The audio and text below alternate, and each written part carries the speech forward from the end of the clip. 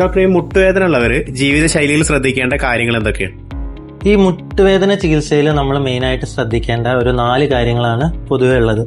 അതിലൊന്നെന്ന് പറഞ്ഞു കഴിഞ്ഞാൽ സ്റ്റെപ്പ് ഇറങ്ങി കയറുന്നത്. അത് മെയിനായിട്ട് നമ്മൾ ശ്രദ്ധിക്കേണ്ട ഒരു കാര്യം. അതുപോലെ തന്നെ പ്രൊളോങ്ഡ് സ്റ്റാൻഡിങ്.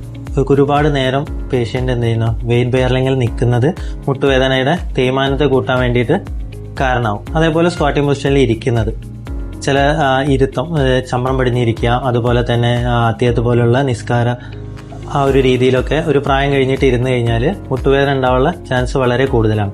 അതുപോലെ ഇരുന്ന് എണീക്കുമ്പോൾ, നമ്മൾ ഇരുന്ന് എണീക്കുന്ന നേരത്ത് സപ്പോർട്ട് കൊടുത്ത് എണീക്കുന്നതാണ് മുട്ടുവേദനയ്ക്ക് ഏറ്റവും നല്ലൊരു കാര്യം. കാരണം നമ്മുടെ വെയിറ്റിൻ്റെ ഒരു 5 ഇരട്ടി കൂടുതൽ ആണ് നമ്മുടെ ആ മുട്ട് ആ നേരത്ത് താങ്ങുന്നത്.